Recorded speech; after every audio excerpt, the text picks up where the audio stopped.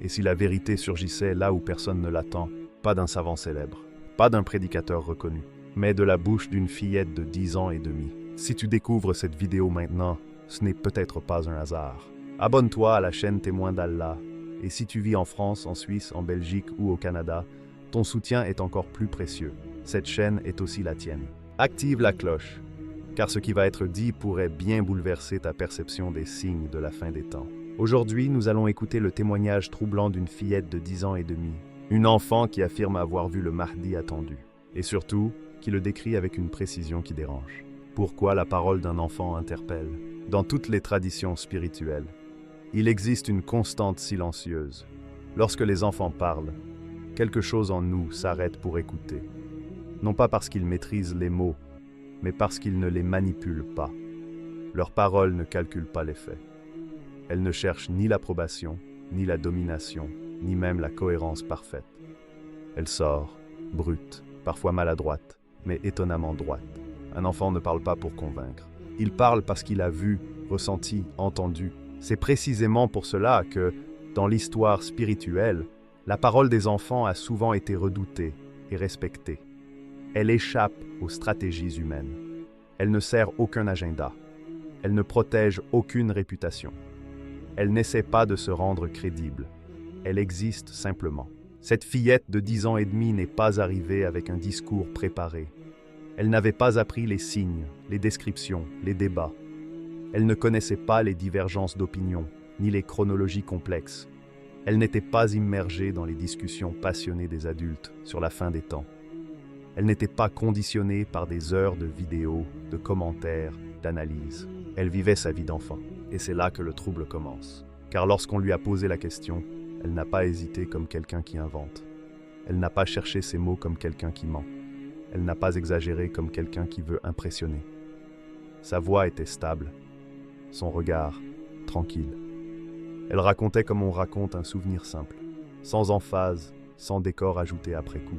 Les adultes présents ont noté quelque chose d'étrange. Elle ne semblait ni excitée ni fière de ce qu'elle disait. Elle ne semblait pas consciente de l'importance de ses paroles. Pour elle, ce n'était pas un événement spectaculaire à exploiter. C'était un fait à relater.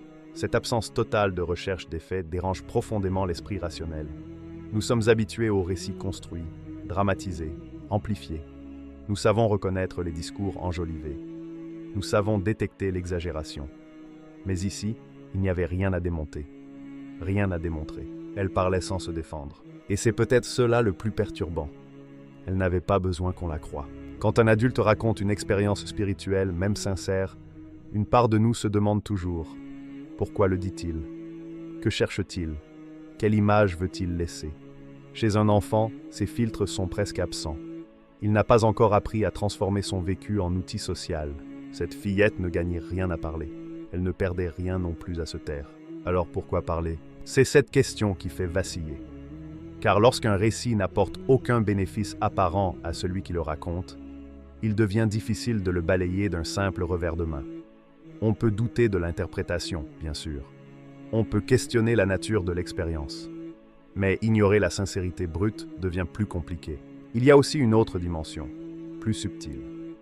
Les enfants décrivent ce qu'ils perçoivent, pas ce qu'ils pensent devoir percevoir. Ils ne cherchent pas à faire correspondre leur récit à une attente collective. Ils ne connaissent pas les codes. Ils ne savent pas ce qu'il faudrait dire. Cette fillette n'a pas utilisé de termes impressionnants. Elle n'a pas cherché à donner du sens à ce qu'elle disait. Elle n'a pas interprété. Elle a décrit. Et dans le domaine spirituel, cette distinction est capitale. Décrire, c'est livrer une matière brute. Interpréter, c'est déjà la transformer. Elle essaie de rester au premier niveau. Et c'est pour cela que sa parole interpelle autant. Parce qu'elle arrive avant les filtres, avant les constructions mentales, avant les récits collectifs. Elle surgit comme une eau claire, que chacun est ensuite libre d'accepter, de questionner ou de refuser. Mais une chose est certaine, lorsqu'un enfant parle ainsi, ce n'est jamais anodin. La description physique, simplicité et dignité. Ce qui frappe immédiatement dans le récit de cette fillette, c'est ce qu'elle n'a pas dit. Elle n'a pas parlé de grandeur écrasante. Elle n'a pas évoqué de signes visibles de domination. Elle n'a décrit aucun symbole de pouvoir reconnaissable. Dans son récit, il n'y avait ni couronne, ni armure, ni tenue impressionnante. Rien de ce que l'imaginaire collectif associe habituellement à un sauveur attendu. Et pourtant, malgré cette absence de spectaculaire, sa description marque plus profondément que bien des récits grandiloquents. Elle a utilisé un mot simple, beau, mais immédiatement, elle a senti le besoin de préciser. Pas beau comme dans les films, pas beau comme sur les écrans, pas beau comme quelqu'un qui attire les regards. Elle parlait d'une beauté qui ne s'impose pas, une beauté qui n'exige pas d'être vue, une beauté qui agit sans bruit. Cette nuance est capitale. Les enfants font rarement ce genre de distinction sans raison.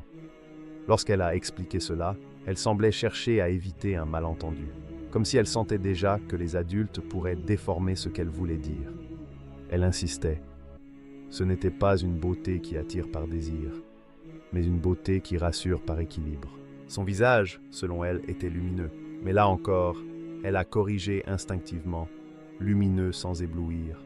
Cette précision est troublante, elle suggère quelque chose de doux, de supportable, presque intime.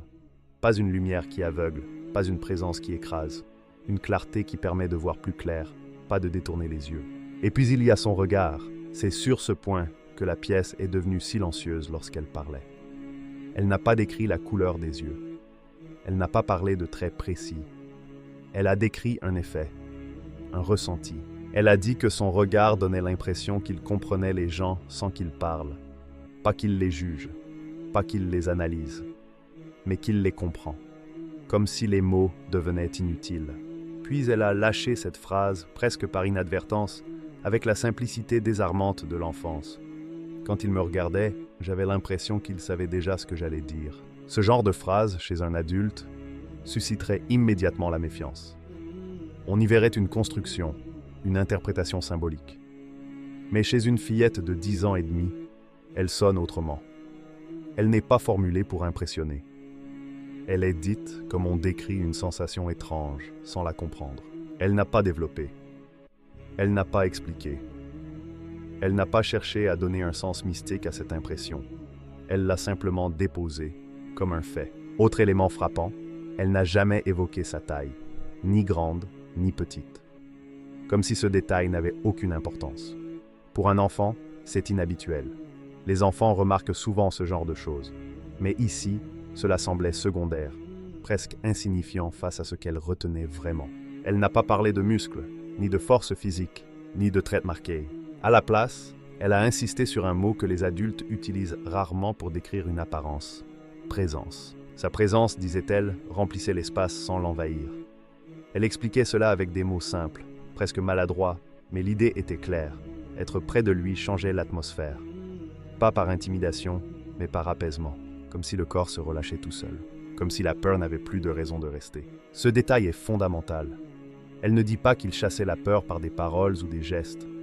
Elle dit que la peur s'éteignait simplement, sans combat, comme une bougie qu'on oublie d'alimenter. Et là encore, elle n'a pas semblé consciente de l'étrangeté de ce qu'elle décrivait. Elle ne se regardait pas parler. Elle n'attendait pas de réaction. Elle racontait, avec la neutralité étonnante de quelqu'un pour qui cette expérience n'était ni effrayante, ni extraordinaire. C'est cette sobriété qui rend la description si dérangeante, parce qu'elle ne cherche pas à fabriquer un héros. Elle décrit un homme dont la dignité ne venait pas de ce qu'il portait, ni de ce qu'il montrait, mais de ce qu'il faisait ressentir simplement en étant là. Ses vêtements, rien pour impressionner. Quand la question de ses vêtements a été posée, beaucoup s'attendaient à un détail marquant, à une image forte, à quelque chose qui frapperait l'imaginaire. Les enfants, après tout, remarquent facilement ce qui brille, ce qui sort de l'ordinaire, ce qui attire l'œil. Mais sa réponse a pris tout le monde à contre-pied. Elle n'a pas décrit une tenue précise. Elle n'a pas parlé de marque, ni de richesse, ni d'élégance ostentatoire. Elle a simplement dit « Il était bien habillé mais pas riche ». Cette phrase, à elle seule, contient une maturité surprenante. Elle distingue deux choses que les adultes confondent souvent, être bien habillé et afficher la richesse. Pour elle, ces deux réalités n'allaient pas ensemble, comme si, instinctivement, elle percevait que la valeur de ce qu'il portait ne résidait pas dans son prix. Elle a ensuite précisé, presque pour s'assurer qu'on comprenne bien, il n'y avait rien de luxueux, aucun tissu brillant, aucun détail tape à l'œil, rien qui cherche à impressionner ou à imposer un statut. Et pourtant, Ce qu'il portait semblait juste, à sa place, en harmonie avec ce qu'il était. Les habits étaient propres, simples, ordonnés. Rien de négligé, mais rien d'excessif. Des vêtements qui ne criaient pas « Regardez-moi », mais qui semblaient dire « Je suis là », sans masque. Les couleurs, selon elle, étaient douces, pas agressives, pas dominantes. Des couleurs qui apaisent l'œil au lieu de le solliciter. Ce détail est loin d'être anodin. Les couleurs influencent profondément la perception, surtout chez les enfants. Si elle s'en souvient, ce n'est pas par hasard. Cela signifie que ce qu'elle voyait n'agitait pas son esprit, mais le calmait. Comme si même l'apparence extérieure participait à une forme de paix. Mais ce qui a réellement figé les adultes présents, ce n'est pas la description elle-même. C'est la phrase qu'elle a ajoutée ensuite, spontanément, sans qu'on la lui demande. On avait envie de lui faire confiance. Elle n'a pas dit qu'il faisait peur. Elle n'a pas dit qu'il impressionnait. Elle n'a pas dit qu'il semblait important. Elle a parlé de confiance. Et cette confiance, elle ne la rattachait pas à des paroles, ni à des actes. Elle semblait naître directement de ce qu'elle voyait, comme si son apparence, dans sa sobriété même, envoyait un message silencieux. Rien à cacher, rien à prouver. Chez un enfant, la confiance est instinctive, mais fragile. Elle se retire vite face à ce qui paraît faux ou menaçant. Le fait qu'elle ait ressenti cette confiance immédiatement, sans explication rationnelle, a profondément troublé les adultes qui l'écoutaient. Certains ont essayé de comprendre. Était-ce la douceur des couleurs, la propreté des vêtements, l'absence totale d'ostentation? Ou était-ce quelque chose de plus subtil que les mots peinent à saisir? Elle, en tout cas, ne cherchait pas à analyser. Elle constatait. Ce qui est frappant, c'est que cette description rejoint, sans qu'elle le sache, les récits les plus anciens. Un homme que les gens suivent, non pas parce qu'il se montre, mais parce qu'il apaise. Non pas parce qu'il affiche un rang, mais parce qu'il inspire la droiture. Non pas parce qu'il attire l'œil, mais parce qu'il rassure le cœur. Et pourtant, elle ne faisait aucun lien. Elle ne citait aucune histoire. Elle ne comparait rien. Elle ne savait même pas que d'autres avaient décrit ainsi le mardi avant elle. Elle parlait depuis son expérience, rien de plus. C'est peut-être cela qui rend cette partie de son témoignage si puissante. Les vêtements, dans son récit, ne sont pas un détail esthétique. Ils deviennent un prolongement silencieux de la personne. Ils ne disent pas « regardez ce que je possède », mais « regardez ce que je suis ». Dans un monde où l'apparence sert souvent à masquer, à dominer ou à séduire, cette description tranche radicalement. Elle suggère une autre logique. Une logique où l'habit ne cherche pas à transformer l'homme, mais à rester fidèle à ce qu'il est déjà. Sa parole, peu de mots, mais profond. Lorsqu'on demande à un enfant ce qui l'a marqué chez quelqu'un, la réponse est rarement abstraite. Les enfants parlent de gestes, de voix, d'émotions. Et dans le récit de cette fillette, ce n'est ni un miracle, ni une action spectaculaire qui revient en premier. Ce qu'elle retient, presque instinctivement, c'est la manière de parler. Elle a commencé par dire quelque chose de très simple. Il ne parlait pas fort, pas de voix qui domine, pas de ton qui s'impose, pas de volume destiné à capturer l'attention. Dans un monde où ceux qui veulent être écoutés élèvent la voix, cette précision surprend. Pour un enfant, parler fort est souvent associé à l'autorité, parfois même à la colère. Ici, rien de tout cela. Elle insiste. Il ne criait pas. Comme si cette absence de bruit était déjà un message en soi. Elle a ensuite ajouté qu'il ne cherchait pas à avoir raison. Cette phrase, chez une enfant de 10 ans et demi, est étonnante. Elle montre qu'elle a aperçu quelque chose de très fin. Une différence entre parler pour transmettre et parler pour dominer. Elle n'a pas dit qu'il expliquait tout. Elle n'a pas dit qu'il corrigeait les autres. Elle a simplement senti qu'il ne parlait pas pour gagner. Quand il parlait, selon elle, les mots étaient simples. Pas simplistes, mais simples. Des mots compréhensibles, accessibles, presque ordinaires. Et pourtant, ils ne disparaissaient pas une fois prononcés. Ils restaient. C'est là qu'elle a utilisé cette expression qui a marqué les esprits. Quand il parlait, on comprenait même après. Cette phrase mérite qu'on s'y arrête. Elle suggère un effet différé. Une parole qui ne cherche pas à impressionner sur le moment, mais qui continue à travailler l'intérieur. Une parole qui s'installe doucement, comme une graine qu'on ne remarque pas tout de suite, mais qui finit par germer. Elle ne disait pas qu'on comprenait tout immédiatement. Au contraire, elle semblait dire que certaines choses prenaient sens plus tard, comme si la parole dépassait le moment où elle était prononcée. Pour un enfant, cette expérience est rare et donc mémorable. Elle a également précisé ce que cette parole n'était pas. Pas de discours compliqué, pas de longues phrases difficiles, pas de mots destinés à impressionner. Il ne cherchait pas à montrer qu'il savait. Il ne cherchait pas à étaler une connaissance. Sa parole n'était pas un étalage, mais un passage. Quelque chose qui allait de lui vers les autres, sans obstacle. Il n'y avait pas non plus de menace, pas de peur instillée, pas de pression. Il ne parlait pas pour contraindre, ni pour forcer une décision. Pour un enfant, l'absence de menace est immédiatement perceptible. Elle permet de respirer. Et il n'y avait pas de promesses exagérées, pas de grandes annonces, pas d'avenir idéalisé vendu comme une récompense. Elle n'a jamais dit qu'il promettait monts et merveilles. Elle n'a jamais parlé d'un discours qui faisait rêver. Elle a parlé d'un discours qui faisait comprendre. Ce contraste est important. Beaucoup savent faire rêver. Peu savent apaiser. Sa parole, selon elle, faisait baisser la tension. Comme si, au lieu d'exciter l'esprit, elle le posait. Mais la phrase la plus troublante est venue à la fin, presque comme une évidence pour elle. Il parlait comme s'il voulait aider, pas commander. Cette distinction est capitale. Commander suppose une position au-dessus. Aider suppose une proximité. Commander crée une distance. Aider la réduit. Cette fillette aperçut que sa parole ne cherchait pas à placer les autres sous son autorité, mais à les accompagner. Elle ne disait pas qu'il donnait des ordres.